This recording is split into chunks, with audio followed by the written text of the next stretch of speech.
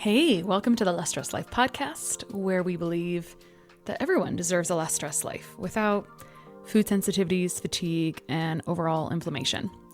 So today I'm telling you about something that I think is so important and is so missed, and that is Sluggish Thyroid 101. Now, don't stop listening to this if you have had blood labs and everything is normal. That's really who this is for.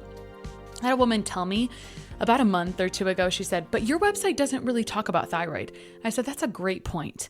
I don't need the people who know that they have a thyroid issue. I need the people who don't know that they have a thyroid issue. So today we're going to talk all about learning and relearning and how we're never done learning, how a lot more people have sluggish thyroid than who's diagnosed with thyroid issues. We're going to talk about issues with gut health and why people relapse, how I handled thyroid issues years ago and now, et cetera, et cetera, et cetera. So we'll go through some checklists, what you can do, cofactors, all the things. First, man, I've had a lot of humbling this last year or two as I have just relearned biochemistry. Just because your blood labs are normal doesn't mean everything is normal. So many years ago when I started practice, this is how I handled thyroid versus how I'm handling it now. I would say if someone's really wrecked, so thyroid is kind of like a gray cloud that's going to cover everything up. And even if you're seeing success in other places, it's going to kind of just follow you around like a dark cloud, like a dark storm. So if that was happening with someone, because often people would come into my practice and they would already either be on thyroid medication, I would say their doctor's got this, right? Like that is what the doctor is there for. They are diagnosing thyroid issues and treating that with medication. And that's the role of their provider. I can't diagnose anything. So I didn't see how I could be supportive in that role. So once upon a time, my best friend, who's a pharmacist, told me that the most prescribed medication was thyroid medication. And so if the most prescribed medication is thyroid medication, at least anecdotally, then what does that do for the rest of us that have a sluggish thyroid overall? So when you go to your provider, you can ask for thyroid testing. And what commonly happens is you have a TSH drawn. If you say, I would like thyroid testing, you'll usually have a TSH drawn. Usually at maximum, there will be a TSH reflex to a T4. So what that means is that you have a thyroid stimulating hormone. So not even a thyroid hormone, but a pituitary hormone, a thyroid stimulate. It's like an alarm clock to send out messengers to wake up things. You're having that measured. And if it's a little bit out of range, then you have this TSH measured. Now T4. So T4 is inactive thyroid. And I always say TSH is kind of like the alarm clock. T4 is getting ready for work and taking all the cofactors, putting makeup on, getting dressed, brushing your teeth, eating breakfast. And then when you go to clock into work, it's T3. That's the active hormone. But here's an interesting thing. When you know how if you drive to work, you've kind of got that on autopilot, you got a neural pathway carved that way. If you have cortisol, stress hormone coming into play, now the thyroid hormone goes off into like the wrong freeway. So if you have reverse T3 elevated, that means that there's elevated cortisol. So things aren't checking into work overall. So many years ago, I would just say, okay, go have your thyroid tested by your provider. So people would go ask for a full thyroid panel that would include T3, T4, TSH, thyroid antibodies, etc. And sometimes they would get that fully drawn and sometimes they wouldn't because it's not the standard of care. I'm not complaining about it, just saying this is how it is. So the TSH would be drawn, maybe a T4. And I actually had a client tell me one time, I just was wondering what the cost of this looked like. And she told me that her insurance was billed $2,000 for that, which made me fall over because when I order blood labs through our lab concierge, which is called Rupa Health if you have a private practice, it's like $10 for those two markers. So blows my mind.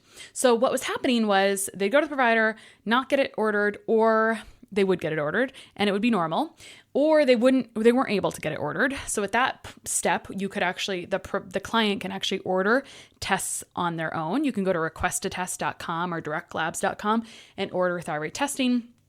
Or in our practice, we help facilitate that through our lab concierge.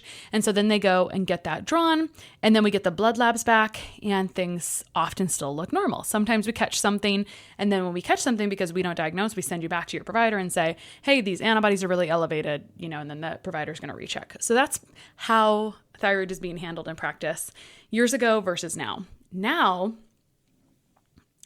I'm realizing that even if your blood labs look okay, you're not okay.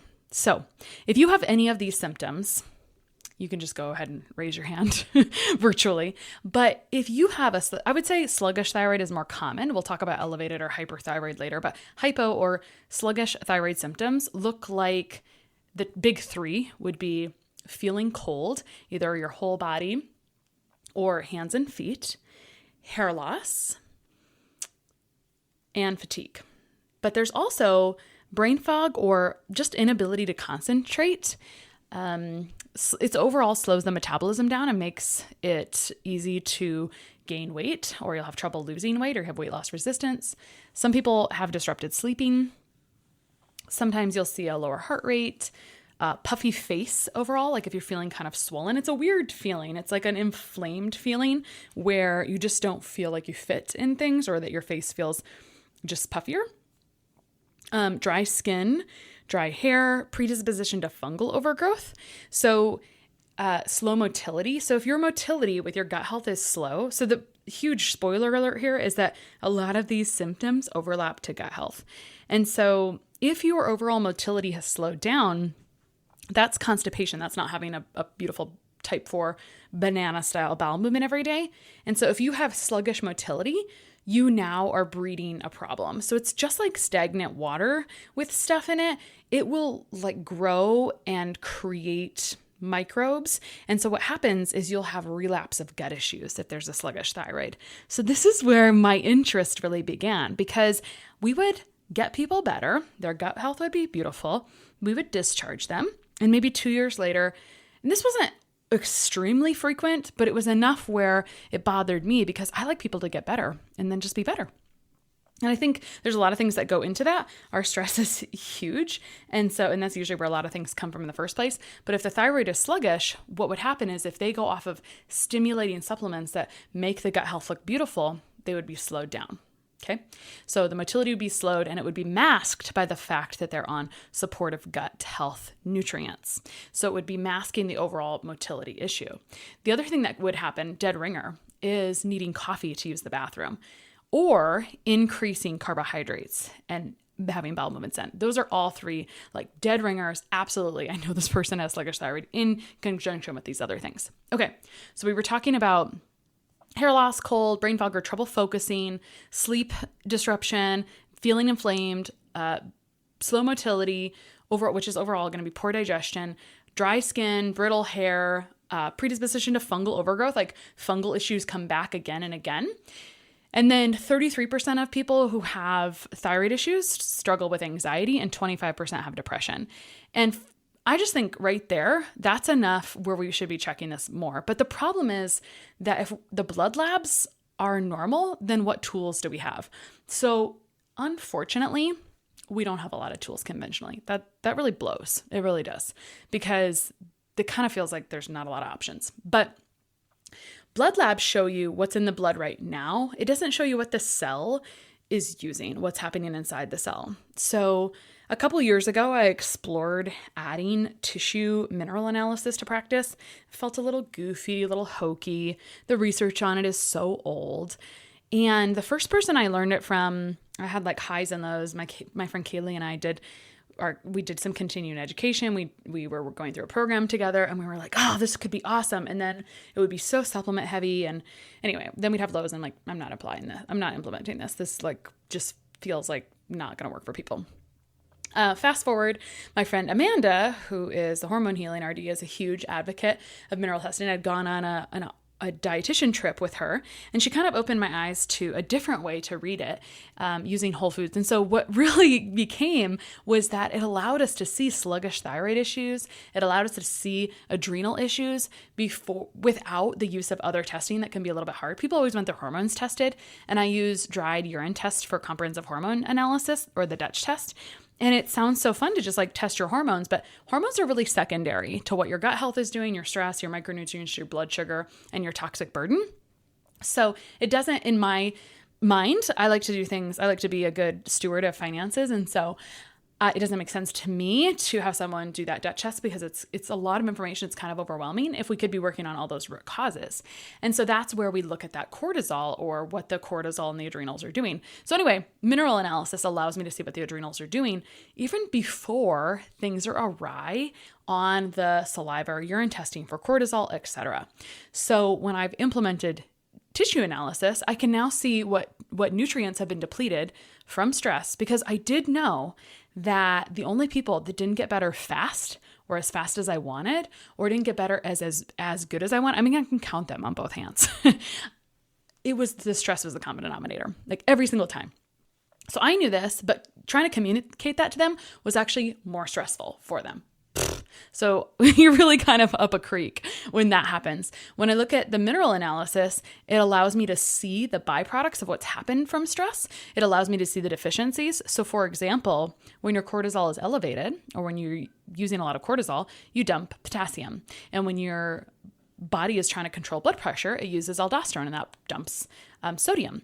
And through stress, also magnesium is dumped, et cetera, et cetera. And so when these things get out of balance, different things happen. Like calcium will stand in front of the doorway for nutrients to enter the cell for the thyroid, et cetera. And if you have a deficiency in potassium, and again, you're not going to see this on blood, but you see it in tissue, because if you see that in blood, you're basically falling over, like you're faint, et cetera, et cetera. Like you're just not going to see that. Those are markers where, like, if you're really, really sick, you may see that, but it's pretty much not going to happen in the blood, because our body is so amazing. But in the tissue, you'll see that the tissue is actually inside the cell is actually kind of starving for those nutrients because they've been used up by stress. So now that I use mineral analysis, I can see the cofactors needed for the thyroid, support the cofactors through food.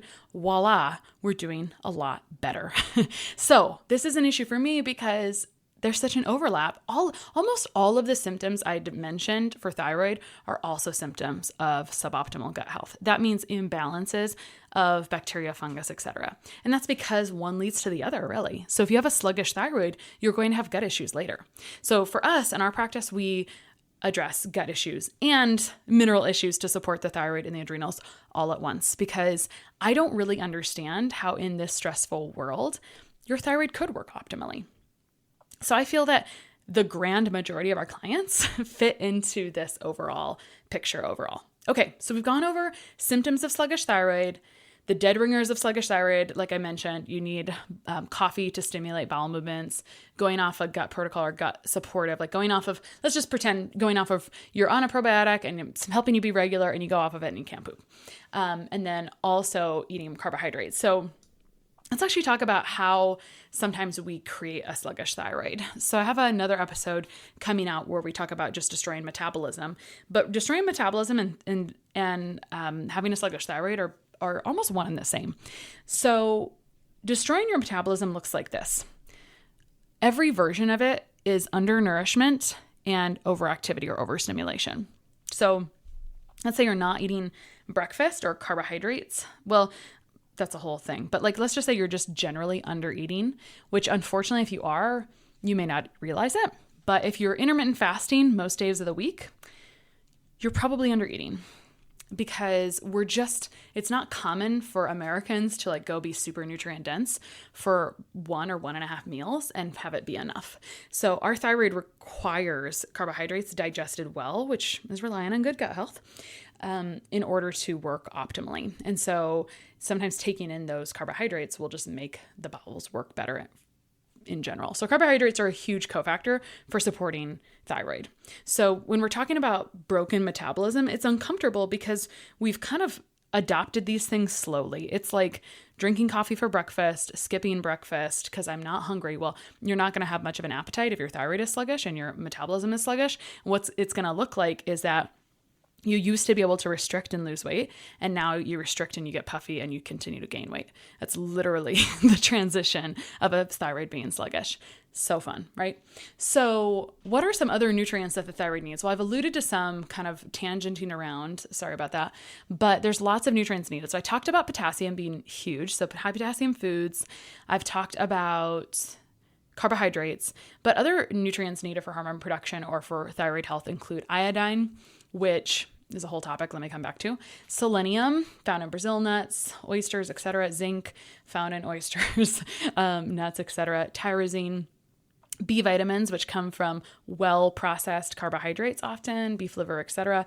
Vitamin C in a whole food form, vitamin D, vitamin E. This podcast is not about you going to take those supplements. Not at all. That's not what this is about. It's about you couldn't get those nutrients if you weren't eating rich sources of those foods, which would be uncommon foods. It would be animal products, some animal products, oysters, and carbohydrates and digesting those well, etc. And then also vitamin A is really important. So if you've been randomly supplementing vitamin D on its own for a long time, we should make a podcast about that. You're driving down vitamin A. They're competing for receptor sites. So this is important for you converting T4 to T3. This is a whole thing in my brain too, because when you have actually deficient thyroid by conventional standards, what the standard of care is, to my understanding, is prescribing levothyroxine or Synthroid, which is a T4. And then how does that T4 become T3 if you don't have the nutrients? That's my question. So the conversion from T4 to T3 is improved from exercise, vitamin A, zinc, potassium. And if you take zinc by itself and vitamin D by itself, you're driving other deficiencies. So you really do need to get those from food sources. Unfortunately, the food sources of these are just not as common, or we don't eat enough of them to compensate for the stressors that we're giving them. So I have all kinds of questions about thyroid and how we're doing this. And I just think to myself, like, oh my gosh, no one's thyroid is okay. That's my current state. How could the thyroid be okay in this modern world where we have stress? So this entire year I'm devoting as the year of thyroid to understand it better. So I've talked about assessing for hypothyroid, some of the nutrients that support it. And I want to also give a little lip service to speedy thyroid or elevated thyroid hormone. So the symptoms for that look like shakiness, trembling hands, heart palpitations, unexplained weight loss, loose stool, also anxiety, also sleep issues, excessive sweating, increased appetite, bulging eyes or goiter. But what happens is when people have elevated thyroid hormone, sometimes they get diagnosed with Graves, and then they're given a medication to destroy this excess thyroid hormone. And so you'll actually kind of swing to a hypo state, or you'll start to have those symptoms of a low thyroid state. So it can be a little bit complicated. So I was actually discussing with a friend recently just about we can't meddle with medications. That's where the provider, I'm really looking for like partnerships with providers and really looking at how we can empower people to understand how to support their thyroid more. So if I could tell you, 1, do you have a potentially sluggish thyroid despite your blood levels? 2, advocate for a full blood level workup or panel. 3, if you can't get one from your provider, order your own through direct labs or request a test. It includes TSH, free T4, free T3, thyroglobulin, and thyroid peroxidase antibodies. I think that's everything. Some people, reverse T3 we talked about, because if you go down the cortisol pathway, reverse T3 is elevated. Some of my other thyroid expert friends recommend even more labs. But from there, if that's okay, what can you do to support thyroid conversion? And that's nutrients. So I was going to actually tell you about iodine also. So selenium, zinc, tyrosine, B, just looking for rich sources of these foods overall. But I want to talk about iodine for a little bit. And I'm going to give you some resources on how to keep this learning going for yourself. Iodine is a whole topic, and Guy Abraham made that a little bit, but he was an early iodine pioneer. And now I would say David Brownstein is the current pioneer that's alive. David Brownstein has a great book on iodine. And so iodine is a halogen. And we learned in 6th grade science that things in the same line on the periodic table compete for space from each other. So sometime in the 70s, they were putting iodine in commercially processed baked goods as a dough conditioner. And then the FDA is like, ooh, it's a little much iodine. We've had this whole, we used to use iodine for an antimicrobial and other things in medicine. And then we stopped using it. We tend to be like all or nothing type of people. But anyway, so it was being used in commercially processed baked goods. The FDA was like, ooh, I think that's a little too much iodine. They took it out and put bromine in it. And so now the bromine in commercially processed baked goods competes for the iodine receptors. And then the chlorine in the water is another halogen. So all of these halogens are in the same line: iodine, bromine, fluoride or fluorine, and I hope I got them all. I don't think I did. Fluorine. So we see a lot of fluoride or fluorine and chlorine or chloride in our water supply, or if we sit in a hot tub. And every time we do that, I'm not saying it's right or wrong. I would just say that our lives compete with iodine. And so where are we getting sources of it? We get really tiny microgram sources in food. And so anyway, this is a to be continued discussion on iodine, but it seems that every organ needs it. There's a whole lot of data that shows like if we have enough, we may have less instances of certain cancers. Why would that be? Because it's helping with estrogen breakdown, histamine breakdown, etc. And so it's a whole rabbit hole for another day, whole different podcast on iodine and the appropriate use of it. But it's just fascinating. And by the way, before I close out here, apparently urine iodine testing is the most accurate method of finding out if you have adequate iodine. You get a loading dose of the iodine in a tablet, and then whatever you urinate out is extra. Your body is getting rid of, and what it's not urinating out of the percentage is what it needs to utilize. So I hope this has been kind of interesting for you. I think we're really missing subclinical, meaning not showing up on blood labs, hypothyroidism. I think that there's so many people experiencing symptoms of a sluggish thyroid, and it's looking like can't concentrate. I mean, I have my own story. Like I let an iodine loading test sit in my bathroom for a year, and then I thought, this box is annoying. I should get rid of it. So I peed in the urine jug for an entire day like you're supposed to. And my iodine was so stupid low. And the 3 days following the loading dose, I was like so focused. I never really thought, oh, I have brain fog. I just thought I have ADHD. Like I obviously have ADHD.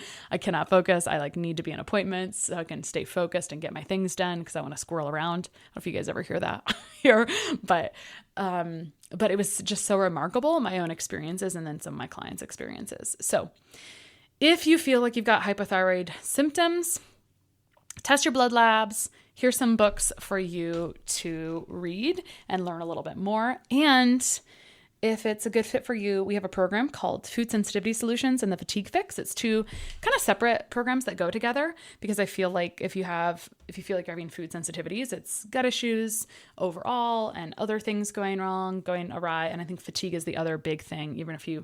I would just want you to feel younger as you get older. As a person who wants to also feel younger as you get older, I want you to have sustainable, good energy. And so thyroid stuff, assessing that with mineral analysis, et cetera, is all part of that program. This year, we're running the program just 3 times. In April, at the end of April, we start this version of this program, and then we'll start again in August. So here are some books for you to read if you're just learning about this topic. Why Do I Still Have Thyroid Symptoms by Datis Karazian. His last name is spelled Kharrazian. I'd love to have him on the podcast. He's a mentor I've had of mine. I've learned from him. And then Overcoming Thyroid Disorders by David Brownstein, MD. And this is one that's a lot of case studies written by many, many people. It's kind of a cool one called Stop the Thyroid Madness 2, How Thyroid Experts Are Challenging Ineffective Treatments and Improving the Lives of Clients. So this episode is a cry for you to be a good advocate for your own health and to let you know that even if your labs are fine, you don't feel fine, you're probably right. So this episode is sponsored by Rupa Health. Rupa Health is a lab concierge service that combines 25 labs all in one dashboard, saves me boatloads of time. Freaking love Rupa Health.